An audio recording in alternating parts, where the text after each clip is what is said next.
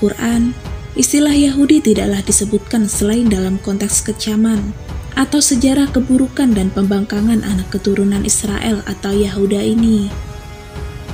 Cukuplah Al-Quran mengingatkan, janganlah kalian menjadikan Yahudi sebagai teman, sahabat, atau mitra penolong.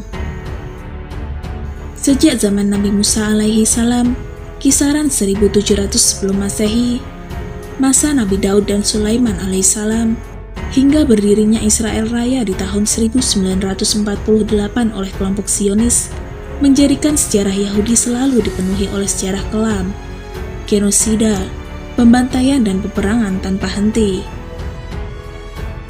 Mimpi membangun kembali Haikal Sulaiman yang mereka yakini sebagai arah baru kebangkitan kejayaan bangsa Yahudi menjadi ambisi Yahudi Zionis yang ingin kembali merebut tanah negeri Palestina dan mengusir penduduk bangsa Arab.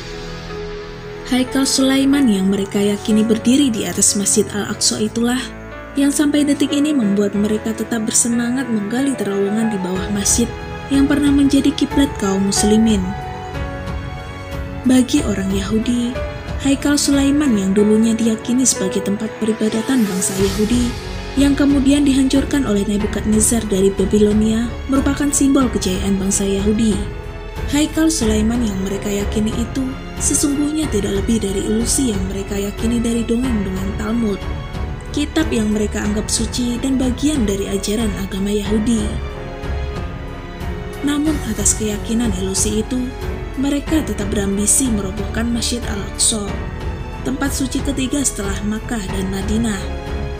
Mereka ingin kembali membangun Haikal Sulaiman yang mereka yakini dulunya pernah dibangun di atas bangunan Masjid Al-Aqsa. Bagaimanapun penduduk Arab Palestina tidak pernah merelakan bangunan suci itu diporak-porandakan. Mereka lebih memilih rumah-rumah mereka dihancurkan.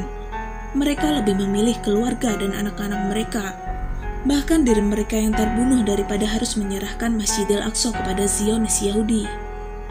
Inilah mengapa orang Palestina lebih bangga menjadi syahid atas nama mempertahankan tanah air mereka serta mempertahankan masjid kebanggaan umat Islam dunia tetap berdiri tegak, kukuh, meski mereka harus tumbang dan mati.